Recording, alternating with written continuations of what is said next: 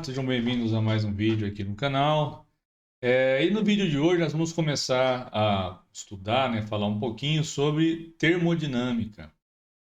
Nessa primeira aula, né, essa primeira videoaula, alguns conceitos iniciais, como, por exemplo, a ideia de temperatura, energia térmica, calor, que é algo também importante, né, que será aí durante muitas aulas posteriores abordado, né, em diversas perspectivas dentro desse campo aí maior que é a termodinâmica, né? Então é importante até a gente tirar algumas ideias, né, que são aí mais do senso comum, do cotidiano, né? Claro que são termos que nós continuaremos usando, mas entender também até onde aqueles termos ali eles têm um significado, né, um científico, um significado conceitualmente aqui correto, e até onde é uma maneira usual que a gente adotou e, né, fazer essa separação é interessante aqui também para a gente. Para a gente começar, vamos dar uma olhada aqui num sistema, né? Eu escolhi aqui para a gente poder falar é, sobre. Vamos pegar o exemplo do oxigênio, né? Do gás do oxigênio, que inicialmente não está nesse estado, mas vamos fornecer energia aqui para o sistema, né? Em um momento apropriado, a gente vai falar um pouco mais sobre essas mudanças de estado de agregação e tal, não é o momento agora, mas utilizar isso aqui como um exemplo, né? Porque se eu tiver um sistema termodinâmico, né, um sistema composto ali por muitas partículas, né? Nesse caso aqui, até que não são tantas assim, apenas uma ilustração, mas se eu tiver uma quantidade de gás, né, ali num certo recipiente, ah, se eu tentasse descrever esse sistema pegando partícula a partícula, chamando aqui de partícula, né, os átomos, moléculas que compõem o meu sistema, e eu tentasse escrever as equações de movimento, né, e resolver essa infinidade de equações, seria uma tarefa quase que impossível, né, de ser realizada, mesmo se a gente utilizasse aí computadores potentes para realizar esses cálculos, e provavelmente, se a gente fizesse isso, ao final, talvez as informações obtidas ali não seriam até tão interessantes assim, né? Mas a gente pode, utilizando algumas variáveis, chamadas de variáveis de estado, né? E é isso que a gente vai fazer bastante aqui dentro desse estudo, né, da termodinâmica. Você consegue descrever macroscopicamente esse sistema. E aí a gente pode destacar já de início aqui variáveis de estado como a pressão, o volume, né, que esse gás ocupa, e a temperatura, que é o que a gente vai falar um pouco mais aqui nessa aula, né? Claro que também outra coisa que será importante é o número de partículas, né? O número, a gente vai associar depois o número de mols aí do gás, mas aqui eu poderia ejetar mais partículas no meu sistema, né? Isso é claro que terá impacto também direto aqui nessas variáveis que a gente está começando aqui a chamar atenção. A gente percebe aqui a questão de variação na pressão, que está associada, né, a essas colisões com o recipiente onde esse gás está, a temperatura, que a gente vai falar um pouco mais, e assim por diante, né? Mas já trazendo aqui algumas coisas importantes com relação à temperatura, vamos pegar aqui um outro sistema, né? Eu vou até reiniciar aqui para a gente. Vou mudar aqui para Celsius, que fica mais fácil a gente trabalhar um pouquinho, né? Então imagina que eu tenho aqui uma certa quantidade de água, H2O aqui. Então, uma temperatura muito baixa inicialmente, a gente sabe que em condições aqui normais, né, estaria no estado sólido aqui, né? Ah, e se eu for resfriando ainda mais, ou seja, se o meu sistema for perdendo energia, e a gente consegue fazer isso aqui na simulação, para o meio externo, aqui essa temperatura ela vai reduzindo, né? E algo que eu quero chamar a atenção aqui já nessa simulação, que a gente tem aqui para observar, é que essa vibração, né, esse movimento das moléculas aqui, que compõem o meu sistema, ele vai reduzindo, ele vai diminuindo à medida que a temperatura está diminuindo, né? E se eu conseguisse chegar aqui, atingir o chamado zero absoluto, né, que seria a temperatura zero lá na escala absoluta, a escala Kelvin, e nós vamos comentar aqui como transformar de escala para outra, isso também será no momento apropriado aqui abordado, né? A gente conseguiria ver que o movimento cessaria, né? Só se eu conseguisse atingir esse chamado I zero absoluto, esse ponto onde eu teria não teria uma agitação dessas moléculas. O contrário também é verdade, que se eu for fornecendo energia para o meu sistema, né? E à medida que a temperatura ela vai aumentando, eu percebo isso no grau de agitação dessas minhas moléculas que compõem o meu sistema, né? Claro que aqui a gente sabe que em condições normais, como eu disse, né, a 0 graus Celsius, nós teríamos o ponto de fusão aqui, né, então mudaria de estado de agregação para o estado líquido, né, e depois lá a 100 graus Celsius, o ponto de vapor, de ebulição, onde passaria ao estado de vapor, né. Isso falando do estado de agregação, que, né, como eu disse, vocês já viram em algum momento e também será revisado depois, né. E daí a gente consegue perceber também que fornecendo energia, né, para o meu sistema, a temperatura, nesse caso, lógico, nós sabemos que durante essas mudanças de estado, a temperatura de uma substância pura ela permanece ali constante, mas à medida que eu vou depois, né, cessado esse processo de transformação, fornecendo energia, isso vai aumentar ainda mais a temperatura e, consequentemente, o grau de agitação, de vibração das moléculas, né? Ah, então, a gente já consegue aqui já fazer traçar um paralelo, né, entre o que seria essa ideia de temperatura, né, esse conceito de temperatura e associar isso com o grau de agitação das moléculas que compõem o meu sistema. Importante também já destacar que temperatura é uma grandeza escalar. Então, sendo uma grandeza escalar, ela fica bem determinada aqui, né? Se a gente tiver um valor, né? E também a unidade de medida. Nós vamos utilizar escalas, né? Escalas conhecidas que nós temos, né? Escala Celsius, escala graus Celsius, graus Fahrenheit, que seria a unidade dessas escalas, e a escala Kelvin, que é a escala absoluta, né? Pegando aqui outra simulação que também é interessante, vocês estudaram, né, com certeza, quando fala lá de estudar energia mecânica, sistemas conservativos, sistemas não conservativos ou sistemas dissipativos. E aí aqui é como se estivesse dando um zoom, né, nessa interface aqui de separação entre esses dois objetos, dois livros aqui, um livro de química, um livro de física. E mesmo que pareça que é muito lisa ali aquela superfície, na verdade ela apresenta rugosidades, né? Seria uma espécie de soldas aqui devido à interação entre os átomos desses materiais, né? E se a gente provocar um deslizamento aqui, nesse caso a gente consegue fazer isso entre as superfícies, parte dessa energia, né, será convertida aqui em energia térmica e você consegue perceber isso, um aumento de temperatura. Isso é algo que a gente tem até de prática, né? Ao esfregar as mãos, ao atritar algum material e perceber que ali há uma elevação na temperatura. E aqui você consegue perceber também pela agitação das moléculas. E é isso que talvez a agitação das partículas, né? Que é mais interessante de observar nesse caso. E também, já de início, né? A gente pensar o seguinte, né? Será que ao fornecer energia para dois sistemas, né? E em quantidades ali iguais, vamos pensar assim, né? Aqui guardadas as devidas aproximações, né, nessa simulação, será que a temperatura ela vai evoluir da mesma maneira em dois sistemas, né, com substâncias diferentes ali? Por exemplo, eu tenho aqui água e azeite. Será? Inicialmente todo mundo está à mesma temperatura, né? Será que se eu fornecer energia aqui, a temperatura vai aumentar igualmente nos dois sistemas ou não, né? Então a gente consegue sincronizar os aquecedores aqui, aquecer isso, fornecer energia para o sistema, né?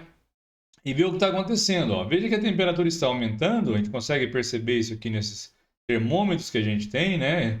E mais é claro que ela não aumenta igual aqui, na mesma proporção, né?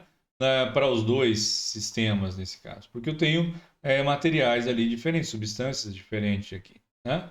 Então elas interagem aqui, elas têm características diferentes. Nós vamos depois estudar calor específico e outras grandezas, né, associadas aqui, vão nos ajudar a entender o que acontece quando a gente fornece energia aqui para o sistema, né? A gente pode até, nesse caso aqui, colocar um símbolo de energia, ele vai mostrar isso, né?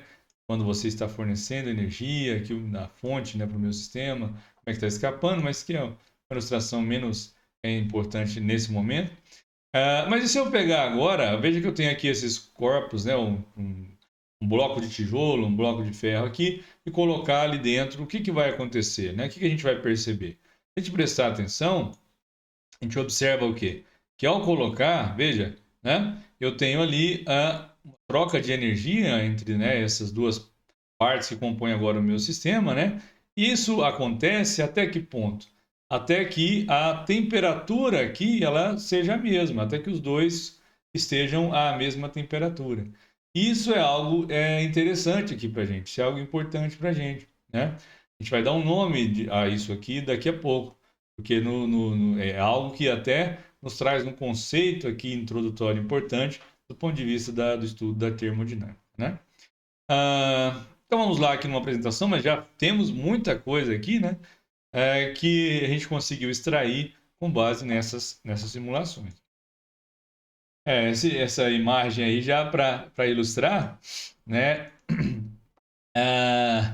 Claro, com os memes da internet e essas coisas, né? Mas há algumas coisas que a gente tem, algumas nomenclaturas que a gente utiliza, né? E elas às vezes, né, elas nos dão assim uma ideia um pouco equivocada, né? Por exemplo, nós costumamos muito a dizer, o dia está calor hoje está calor, né? Hoje está frio. Mas o que nós estamos querendo dizer, na verdade, sobre isso, né, são muito mais relacionadas às sensações quando você tem um dia em que a temperatura está alta. Então, a gente utiliza, né, que está calor, né, está fazendo calor, mas a gente está mais ali dizendo em relação à nossa sensação devido a um dia em que a temperatura está alta, né? A gente tem ali um certo valor de temperatura que é agradável, né, que a gente tem ali como um padrão, né? E acima daquilo, a temperatura está alta, a gente falar que está muito quente, está calor, né?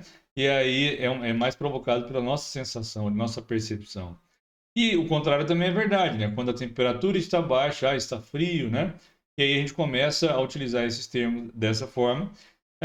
Mas aqui, principalmente em relação ao calor, a gente precisa fazer uma distinção aqui do que é o conceito de calor do ponto de vista da física, do estudo aqui da termodinâmica. Isso é algo importante, né? A gente saber e utilizar aí corretamente, né?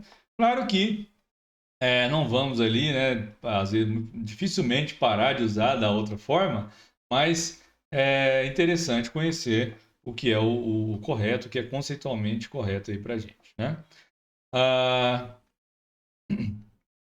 Então essas sensações, né? Frio, quente, né?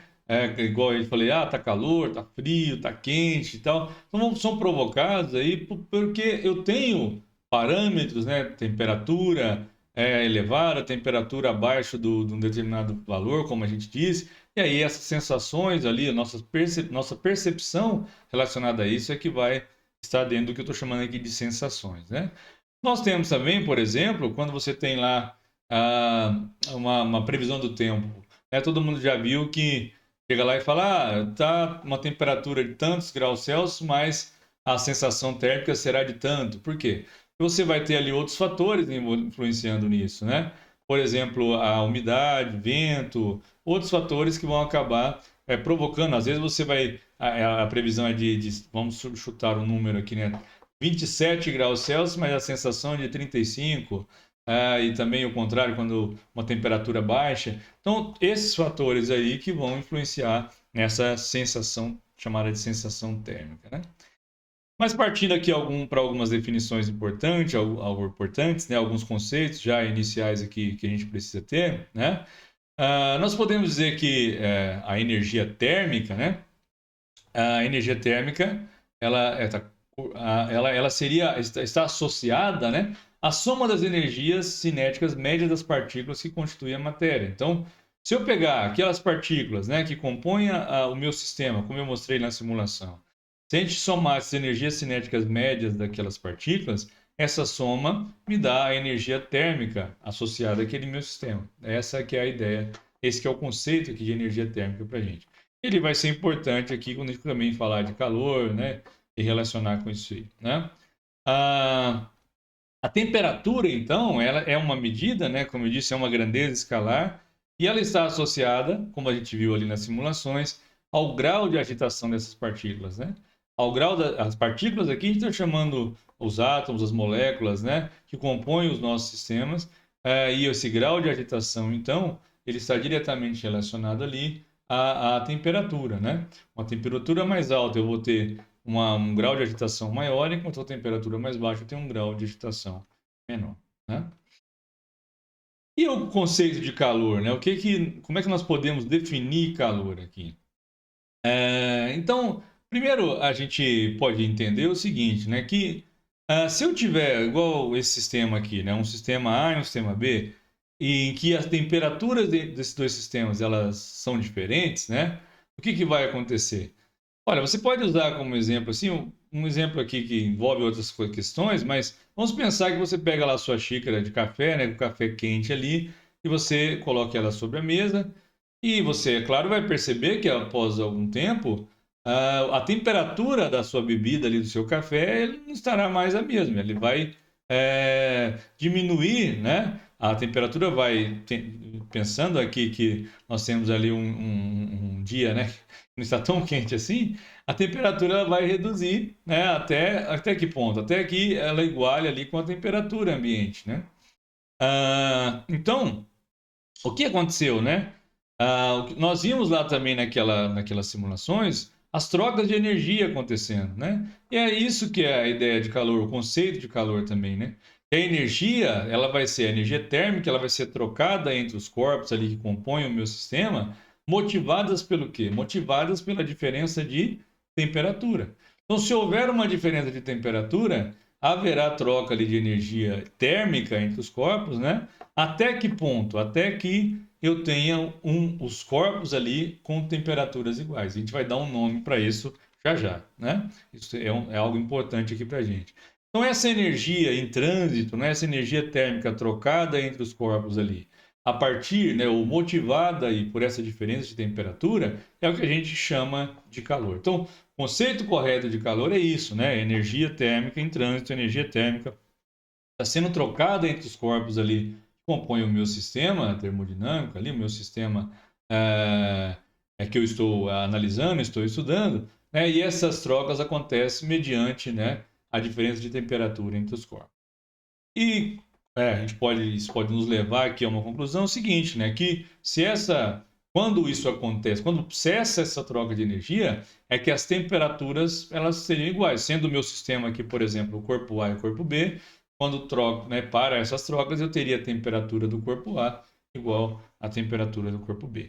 Isso é quando a gente atinge o chamado equilíbrio térmico, né? Quando eu tenho os corpos à mesma temperatura, eu tenho, então, esses corpos estão em equilíbrio térmico, né? O meu sistema está em equilíbrio. Cessa, então, a transferência de energia entre os corpos. Eles passaram, então, a ter a mesma temperatura, certo?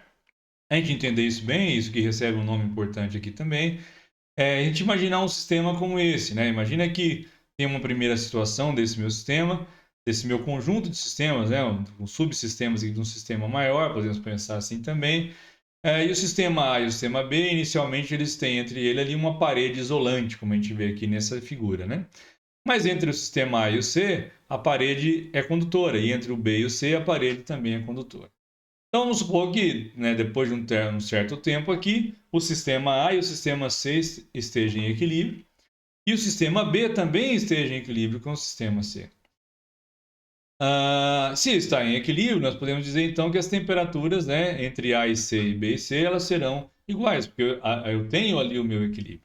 Se eu trocar agora, né, eu coloco uma parede isolante entre A, B com C, e entre A e B eu coloco uma parede de material condutor, haverá trocas de energias entre o sistema A e o sistema B, sendo aqui uma sequência, né, que a gente está vendo nessa imagem.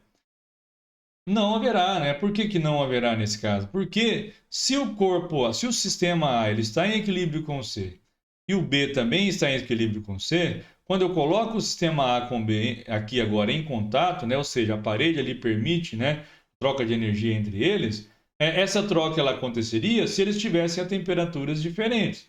Mas como o A está em equilíbrio com C e B também está em equilíbrio com C, eu posso dizer que A está em equilíbrio com B, ou seja, as temperaturas de A e B são iguais. sendo então iguais, não há motivação, né, aqui para que exista troca de energia térmica entre esses dois sistemas, certo?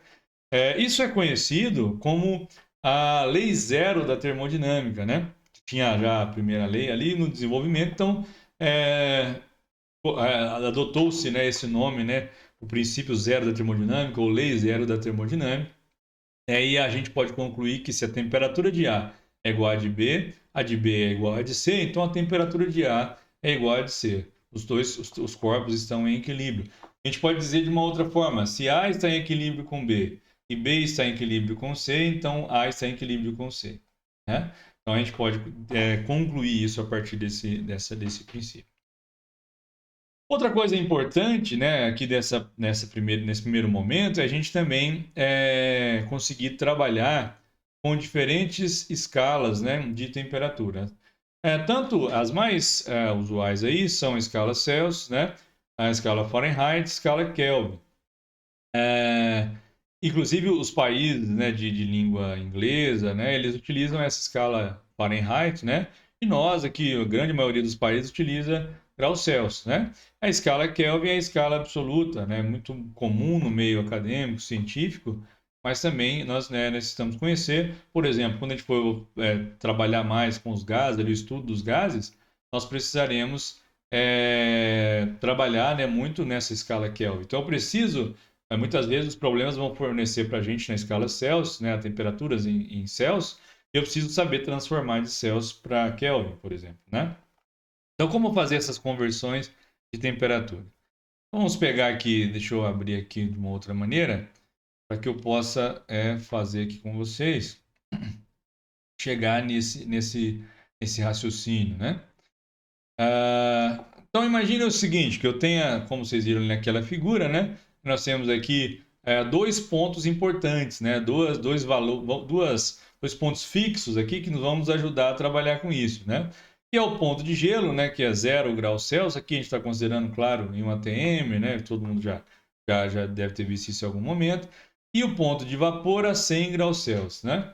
O equivalente que eu tenho aqui nas escalas Fahrenheit e Kelvin é que na escala Fahrenheit esse ponto de gelo seria 32 graus Fahrenheit e o ponto de vapor 212 graus Fahrenheit. Na escala Kelvin eu tenho 373 Kelvin, 273 Kelvin o ponto de gelo e 373 Kelvin o ponto de vapor. Interessante observar que a gente fala grau Celsius, grau Fahrenheit, mas Kelvin não é grau, é Kelvin, né? Essa escala absoluta, essa é a maneira correta da gente colocar a unidade aqui, se referir à unidade nessa escala. Interessante de observar também que aqui nós teríamos então 100 subdivisões. O mesmo acontece aqui em relação à escala Kelvin, né? Mas nessa escala, se a gente for olhar, nós temos 180 subdivisões, né? Veja que nessa ilustração aqui, a gente define dois termos, né? X e Y, que nos dá a ideia aqui de um intervalo, né? E nós vamos associar esse intervalo com um intervalo característico em cada uma das escalas, né? Uma vez que eu estou querendo saber quando eu tenho uma temperatura qualquer aqui na escala Celsius, qual é o equivalente na Fahrenheit e também qual é o equivalente na Kelvin. E é assim que a gente vai obter, então, digamos aqui, fórmulas de recorrência que nos permitam transformar de uma escala para outra, né? Então, como é que eu posso proceder isso aqui? Então, se a gente pensar, vamos lá, né? Nós podemos pegar aqui, por exemplo, olha, eu posso dizer que esse intervalo aqui, ó, né? Ele está diretamente relacionado com o que a gente está chamando de x aqui, né? Assim como esse intervalo com o que a gente está chamando de y, né? Então eu posso, trabalhando aqui com essas proporções, né, escrever o seguinte, que θc menos zero, ele estaria ali para 100 menos zero, assim como x está para y aqui, né? E aí o máximo que eu posso fazer aqui nesse caso é o quê? Escrever aqui, θc, né, menos zero, θc sobre 100 é igual a x sobre y, né? Não dá para fazer mais nada aqui nesse primeiro momento, né? Olhando para cá agora, esse aqui na mesma linha de raciocínio, o que eu posso escrever? Que θf menos 32 estaria ali para 212 menos 32, assim como x para y, né? E aí eu posso aqui, no máximo agora também, né, escrever o quê? Θf menos 32 sobre 180 igual a x sobre y. Tá? E daqui, né, em relação à escala Kelvin, eu poderia dizer então que T menos 273 estaria ali para 373 menos 273 igual a x sobre y. Na verdade, esses valores aqui teriam 1,15 aqui, né? 1,15 aqui também, 1,16. Só que no contexto, principalmente do ensino médio, os livros, né, com o texto aí costumam aproximar dessa maneira. É por isso que eu estou colocando aqui. Mas se você vê um pouquinho mais aqui de exatidão aqui nessa medida, né? Então não devemos estranhar em relação a isso aí, tá? Então ficaria T menos 273 sobre 100 igual a x sobre y. Olha, se pegando aqui essa primeira observação, esse primeiro estudo que a gente fez aqui, né? É igual a x sobre y. Esse outro aqui também é igual a x sobre y, né? E esse terceiro igual a x sobre y. Então eu posso igualar todo mundo aqui, né? Estou falando do mesmo x sobre y em cada uma dessas equaçõezinhas que a gente está trabalhando aqui. Então, se eu pegar, por exemplo, a primeira e a segunda aqui que a gente fez, eu poderia escrever, né, que θc sobre 100 é igual a θf menos 32 sobre 180, porque se ambas são iguais a x sobre y, então eu posso fazer a igualdade dessa maneira, né? E aí o que a gente poderia fazer aqui é tentar achar formas, né, de simplificar isso aqui o máximo, né? Então, por exemplo, se eu multiplicar dos dois lados por 20 e fizer as devidas simplificações aí, né? A gente poderia reescrever isso aqui de uma forma mais interessante. Ficaria o seguinte, né? Que é uma maneira de pensar na simplificação, não é a única, né? Então ficaria θc sobre 5, né? E aqui eu teria θf menos 32 sobre 9, né? Ok? Então, se eu conheço a temperatura em graus Celsius, eu substituo o valor e acho a equivalente ali na escala Fahrenheit, e vice-versa. Se eu conheço temperatura, uma determinada temperatura na escala Fahrenheit, substituo e acho a temperatura na escala Celsius, né? Não tem nenhum problema quanto a isso aí, né?